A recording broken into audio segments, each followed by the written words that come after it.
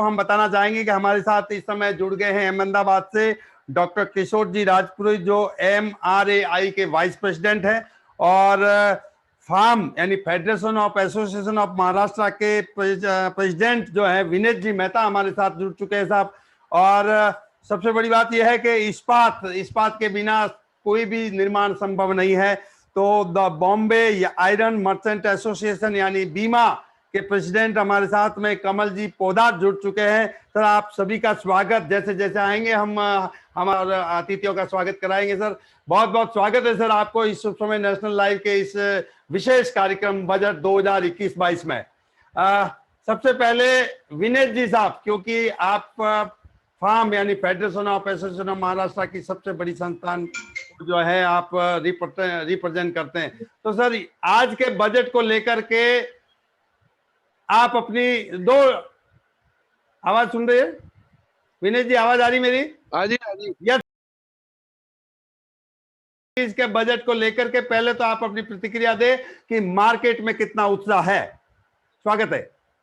नमस्कार, SS channel को मैं धन्यवाद देता हूं कि आज की प्रतिक्रिया लेने के लिए सबसे पहले अग्रसरता की है, उसके लिए क्रांति जी को मैं धन्यवाद देता हूं और अभिनंदन भी देता हूं। और मेरे साथ आज उपस्थित में बीमा के प्रेसिडेंट और हमारे भाई साहब अहमदाबाद से जुड़े, उनका दोनों का भी स्वागत करता हूं। और मैं पहले अपने आदरणीय प्रधानमंत्री राष्ट्र नायक नरेंद्र मोदी जी, फाइनेंस मिनिस्टर श्री निर्मला सीतारामन और हमारे कॉमर्स मिनिस्टर श्री पीयूष गोयल जी को भी धन्यवाद देता हूं कि आज का बजट काफी गुलाबी बजट दिया है, 6 पिलर बजट दिया है।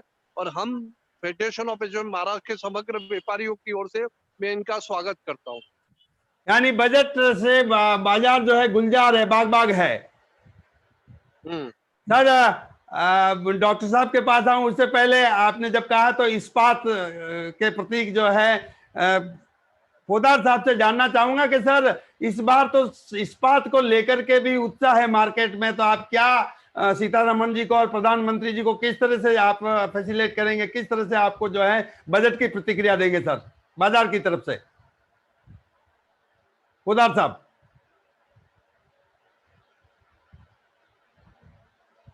पोदार साहब, मेरी आवाज मिल रही है?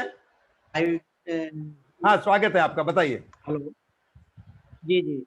इस्पात बीमा को आप लोगों ने जो हमको मौका दिया है लाइव में बजट में, इसमें नरेंद्र मोदी जी साहब और निर्मला साहब का हम बहुत बहुत आभारी है कि स्टील व्यापार के लिए उन्होंने काफी सोचा है। जो स्क्रैप में ड्यूटी जीरो किया है उससे हमारे इंफ्रास्ट्रक्चर के लिए छोटी छोटी मिलें और बड़ी मिलों को बहुत बेनिफिट होने वाले हैं। उसकी वजह से अपना इंफ्रास्ट्रक्चर सब में बहुत बेनिफिट होते हैं। बाजार में अच्छा हाउसिंग सब जगह मतलब काफी डेवलप होगा इस बार। ऐसा लग रहा है कि स्टील मार्केट के लिए अच्छा ही है बजट। जी जी जी हर चीज में उन्होंने ड्यूटी भी कम की है, 7.5% की है। 13% जो ड्यूटी थी उसकी जगह 7.5% ड्यूटी की है, उससे भी काफी व्यापार में इफेक्ट आएगा। तो अहमदाबाद से डॉक्टर साहब किशोर जी जुड़ चुके हैं। सर, MRI के आप वाइस प्रेसिडेंट हैं और इस बार तो स्पेशल विशेष बजट में आपके जो कामकाज को जो है सीतारमण जी ने जो है प्रस्तुत किया है, तो इसमें क्या लगता है आपको? आज चेहरे पे लाली भी दिख रही है, तो मार्केट की लाली को और आप क्या देखते हैं इसमें आने वाले समय में? सर बताइए डॉक्टर साहब। धन्यवाद मिशन जी। ये शुभ समय, एक्चुअली इस समय तो शुभ समय मेटल मार्केट के लिए है, सो दोनों का अच्छा कोऑर्डिनेशन है। और ये बजट को मैं इस तरह से देखूंगा कि शायद ये बजट उसी श्रृंखला में है जो पिछली बार 4 मिनी बजट और एक मैन बजट दिया गया जी, क्योंकि उसमें जो कमियां रह गई थी और जो MSME की डिमांड थी और सेक्टर के बारे में उन्होंने समझा, वो समझने को पूरी तरह से न्याय करके सबके प्रति कुछ न कुछ दिया है। कुछ कमियां हैं लेकिन हम कमियों की ओर ध्यान नहीं देंगे। मैंने आपको पिछली बार भी कहा था हमको पॉजिटिव होना चाहिए। पॉजिटिव थिंग्स कितनी है? अगर 90% पॉजिटिव है, 10% नेगेटिव चीजों को भूलना पड़ेगा। डॉक्टर साहब, कमियां हैं, मैं समझ रहा हूँ कमियां हैं, तो वहां पे संज्ञान में तो आनी चाहिए ना सर। अगर मान लो कहीं ना कहीं कमी है, कहीं लगता है कि इस सेक्टर में बूस्ट आना चाहिए था, इस सेक्टर में जो है सीतारमण जी को और उदारता दिखानी चाहिए, तो बात तो व्यापारियों के माध्यम से वहां तक पहुंचनी चाहिए ना सर। तो मैं समझता हूँ पॉजिटिव रहना चाहिए, लेकिन कहाँ पर है, किस तरह, किस कमी को आप उद्धृत करना चाहेंगे सर, ये थोड़ा साथ में बताएं ना। मैं जरा इसमें इतना सोचूंगा कि इसमें जो मध्यम वर्ग है उसके बारे में कम सोचा गया है, जैसे कि इनकम टैक्स है जी या डिडक्शन है, एटीसी का रिलीफ है या जी और तरह की जो रिलीफ है, उससे मध्यम वर्ग को कोई ज्यादा फायदा नहीं हुआ, स्पेशली नौकरी पेशा लोगों को तो बिल्कुल फायदा नहीं हुआ। तो ये अच्छा क्या है कि ये चीजें उनके संज्ञान में आएंगी जब ये डिबेट होगी पार्लियामेंट में, निश्चित तौर पे आएंगी। इसलिए मैं उस पर चर्चा करना नहीं चाहता, मैं उस बात पे आना चाहता हूं कि व्यापार को क्या मिला, व्यापारियों को क्या मिला, नेट टू नेट। अब नेट टू नेट बात ऐसी है कि रिखब जी जुड़ गए हैं। रिखब जी हाँ, कैसे हैं रिकब रिखब जी जी? आपका बहुत बहुत स्वागत है। आप चेहरे फर्स्ट पे क्लास लाली सर, ऐसे ही बढ़िया। दिखाई दे रहा है। हाँ बताइए, आप डॉक्टर साहब कंटिन्यू कीजिए। अरे आज तो लाली रिखब जी वाला आज मुझे स्पेशली रिखब जी मुझे स्पेशली बॉम्बे बुलाने वाले हैं।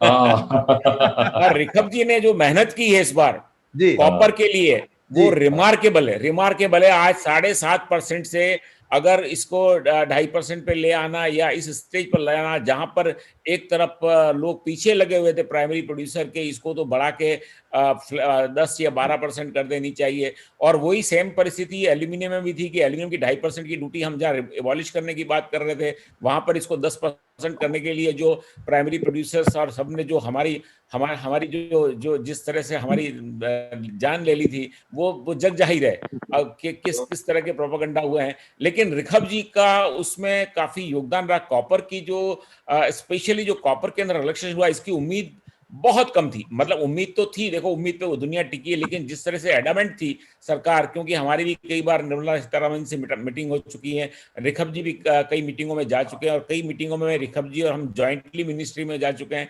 लेकिन हमारी जो डिमांड थी कि एमएसएमई सेक्टर को उठाया जाए। और आज की जो बजट की स्पीच थी, उसमें सबसे बड़ी बात जो है, आप लोगों को सोचने लायक है, आज तक किसी भी फाइनेंस मिनिस्टर ने पिछले 72 साल में 75 साल में किसी ने भी रिसाइकलिंग शब्द का उपयोग नहीं किया। इस बार इस बजट भाषण में 6 बार रिसाइकलिंग शब्द यूज किया है। मतलब वो चाहते हैं कि देश में रिसाइकलिंग की आवश्यकता है, और रिसाइकलिंग के बिना देश का उद्धार नहीं है। दूसरा, इस बजट की खासियत ये थी कि जिसकी लॉन्ग अवेटेड हम कहते थे end of life vehicle policy, वो end of life vehicle policy को इंप्लीमेंट करने की बात आ गई है। कैसे करना, एक प्रोसेस बाकी रह गया है, बाकी ऑफिशियली अनाउंस हो चुकी है। हमें ये समझता हूँ कि and of life vehicle scrap policy आएगी तो रिसाइकलिंग इंडस्ट्री को बूस्ट मिलेगा। रिकब जी आपका बहुत बहुत स्वागत। मैं जानकारी दूं दर्शकों को कि हमारे साथ जुड़ चुके BME अर्थात बॉम्बे मेटल एक्सचेंज लिमिटेड के प्रेसिडेंट रिकब चंद जी मेहता। कोरोना कालखंड के बाद में सर अभी जो है हमें एक बहुत अच्छी राहत मिली है यूनियन बजट से, सर बताएं। नहीं, जैसा किशोर भाई ने बोला है ना कि आज शुभ समाचार पे, वास्तव में शुभ समाचार ही मतलब आज निर्मला सीतारमण ने दिए है। बहुत बहुत धन्यवाद आपका, हुक्म। मार्केट के लिए वास्तव में बहुत ही शुभ समाचार है कि फाइनेंस मिनिस्टर ने पहली बार चैप्टर हेडिंग को मतलब नहीं बोला, और बोला कि कॉपर स्क्रैप पे 5% से 2.5% करने जा रहे हैं। ये BME, MRI और सबका जॉइंट एफर्ट था। इसमें बहुत सी और संस्थाओं ने भी हमें सपोर्ट किया, और हम कांस्टेंट मतलब पिछले 3-4 सालों से इसमें लगे हुए थे, और आज जाकर हमको इसमें सफलता हासिल हुई है। और वास्तव में हम जो नरेंद्र मोदी जी का आत्मनिर्भर भारत बनाने का जो सपना था, उस सपने की तरफ अभी साकार होता हुआ दिख रहा है। और भारत अभी मुझे लगता है कि वास्तव में उस दिशा में आगे बढ़ेगा। रिसाइकलिंग पॉलिसी की जो बात की है, MS पे जो मतलब ड्यूटी घटाई है, मेटल के सब पूरे सेक्टर को उन्होंने बहुत ध्यान में रखा है। और मुझे लगता है कि आने वाले टाइम में इंफ्रास्ट्रक्चर पे बहुत ज्यादा जोर दिया जाएगा। उसी दिशा में सरकार ने मतलब ये कॉपर और MS और रिसाइकलिंग पॉलिसी वगैरह लाई है। आपको ये था, बहुत बहुत धन्यवाद देता हूँ। नहीं रिकब जी मैं बताऊं, आपको ये होप थी कि सीधा 2.5% जो है ड्यूटी में कम हो जाएगा और जो है मार्केट को बहुत अच्छे तरीके से हमें होप थी, और हमें हमारी लड़ाई बहुत ताकतवर लोगों से थी। पर फिर भी हमने जब लास्ट मीटिंग अभी पीयूष गोयल जी के साथ हमारी हुई थी 2 महीने पहले, तब उसमें revenue secretary, mining secretary, commerce secretary Piyush Goyal साहब, सुबोध वेद प्रकाश जी, उनके साथ जब मीटिंग हुई, तब मुझे लगा कि नहीं, अभी वास्तव में मेटल मार्केट के अच्छे दिन आने वाले हैं। जी और जी हमारी जी मांग पीयूष जी ने भी काफी स्ट्रांगली आगे बढ़ाया। गडकरी साहब का भी इसमें काफी सहयोग रहा। तो इन सब का मैं बहुत तहे दिल से मतलब शुक्रिया अदा करता हूँ। सर विनीत जी, ऑल ओवर बजट की बात करें तो मेक इन इंडिया की तरफ ये बजट जाता हुआ दिखाई देता है कि मुझे लगता है कि पूरी इकोनॉमी को बूस्टअप के लिए बनाया है और बढ़िया रोड मैप बनाया हुआ है, और आगे जाके हर एक सेक्टर को जो 6 पिलर को बना के लेके जो ये बजट को प्रदर्शित किया गया है, तो लगता है कि आने वाले इकोनॉमी टाइम में काफी एम्प्लॉयमेंट भी बढ़ेगी, इंफ्रास्ट्रक्चर प्रोजेक्ट भी बढ़ेंगे, health wealth and prosperity point of view काफी बढ़िया बजट बनाया है और हर एक सेक्टर को उन्होंने टच किया हुआ है। और सबसे बढ़िया इनडायरेक्ट डायरेक्ट टैक्स दोनों में भी जो डायरेक्ट टैक्स वाला पोर्शन है उसमें भी बढ़िया उन्होंने कुछ भी चेंज नहीं किया है लंबे तौर पे। और खास करके जो income tax point of view 10 साल का जो स्क्रूटिनी केस का बात था वो 3 साल पे 6 साल का किया है, वो भी एक बढ़िया मतलब वेलकम करने जैसा स्टेप है उनका। तो ये उनको मेरे हिसाब से overall budget is very good. लेकिन व्यापारी ताउम्र व्यापार करता है, इनकम टैक्स रिटर्न भरता है, और उसके बाद ये बात यहाँ मुंबई से ही उठी थी कि इसके बाद उसको जो है पेंशन योजना शुरू हो जानी चाहिए थी, आपने समय समय पर मांग उठाई। तो सर ये इस विषय पर क्या कहना चाहेंगे कि वास्तव में पेंशन योजना आने वाले समय में बजट में यहाँ तक बात पहुंचनी चाहिए कि व्यापारियों को जो बकायदा ईमानदारी से टैक्स भरता है, बकायदा जो है अपने व्यापार के माध्यम से जो है एक इकोनॉमिक देश को सब देता है, तो व्यापारियों को भी पेंशन की योजना ऐसी होनी चाहिए?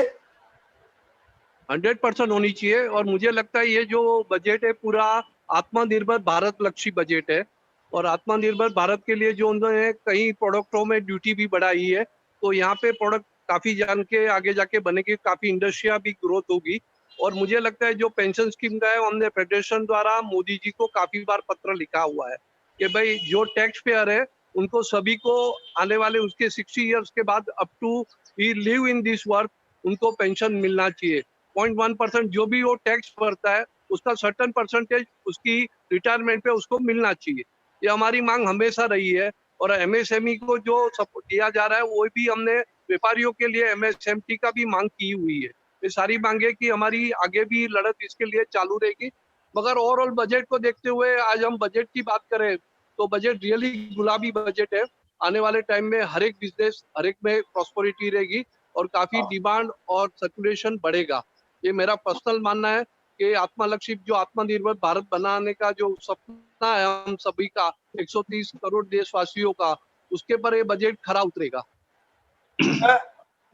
पोदार साहब मार्केट में कितना उत्साह है आज?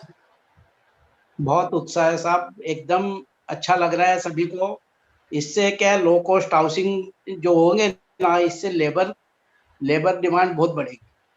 आदमी को सैलरी वाले पर्सन बहुत जॉब मिलने वाले हैं, और इंफ्रास्ट्रक्चर में इतनी तेजी है ना, इससे लेबर जॉब काफी इंक्रीज होने वाले हैं।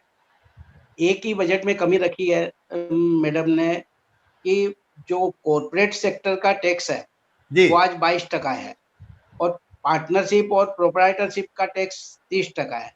वो जब तक इक्वल नहीं करेंगे तो इसमें क्या होगा, बड़े आदमी बड़े ही बनते जा रहे हैं और छोटे आदमी ऊपर नहीं आ पाएंगे।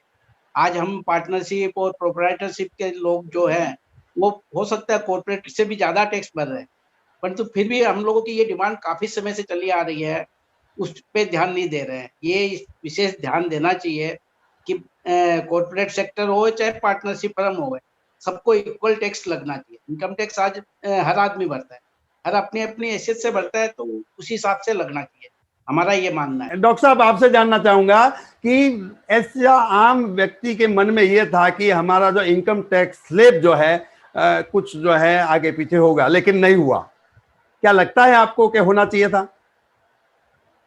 होना चाहिए, लेकिन मैं एक विनेश जी की बात में एक बात ऐड करना चाहता हूं जो शायद कहीं मिस हो गई है कि पहले भारत अविकसित देश था, बाद में विकासशील हुआ, और अब हम विकसित देश की तरफ अग्रसर कर रहे हैं जी। तो जो विदेशों में हेल्थ इंश्योरेंस और सोशल सिक्योरिटी वाला इशू है, जो पीएफ के बारे में इन्होंने कहा, वो शायद समय दूर नहीं है समय दूर नहीं है जब वो एक सोशल सिक्योरिटी इन हिंदुस्तान के हर आदमी को मिलना शुरू हो जाएगी, जिसकी शुरुआत हो चुकी है। ये मेडिकल का जो बजट इस बार जो सैंक्शन किया है, ये एक पहल है, एक शुरुआत है, लेकिन हो सकता है कि जिस दिन हम डेवलप्ड देश हो जाएंगे या 5 ट्रिलियन को क्रॉस कर जाएंगे, 6-7 ट्रिलियन पहुंच जाएंगी हमारी इकोनॉमी, तो सोशल सिक्योरिटी कोई बहुत बड़ा इशू नहीं रहेगा। तो ये सरकार का कदम हो सकता है। पहले ये कहा जाता था कि चाइना इंडिया का डंपिंग ग्राउंड बनता जा रहा है, डंपिंग ग्राउंड हो रहा है, तो रिकब चंद जी क्या लगता है? नहीं बढ़ेगा, इसमें मुझे कोई शंका नहीं है। जैसा किशोर भाई ने बताया कि गवर्नमेंट ने इस दिशा में सोचना शुरू कर दिया है। सोच ही सबसे बड़ी चीज है। उन्होंने सोचना शुरू किया है तो आने वाले वर्षों में ये जरूर पूरा होगा, इसमें मुझे कोई शंका नहीं है। पर हम बोले कि भाई चाइना से बिल्कुल भी डिपेंडेंट नहीं रहेंगे, ये बात भी अभी वो दिन नहीं आए हैं। काफी कुछ चीजों में हम अभी भी चाइना के ऊपर कंप्लीटली डिपेंड है। ऑटोमोबाइल सेक्टर को देख लीजिए और बहुत से सेक्टर में हम अभी भी चाइना पे डिपेंड है। पर हमारी सोच शुरू हो गई है और उस सोच को सरकार हर साल मतलब कुछ ना कुछ तरीके से आगे मतलब लेके जाएगी। और आने वाले दिनों में कोई बड़ी बात नहीं है कि हम यहाँ से चाइना को एक्सपोर्ट करना शुरू कर दें। जी सर, विनय जी कुछ कह रहे हैं, बताइए सर, विनय जी बोलिए।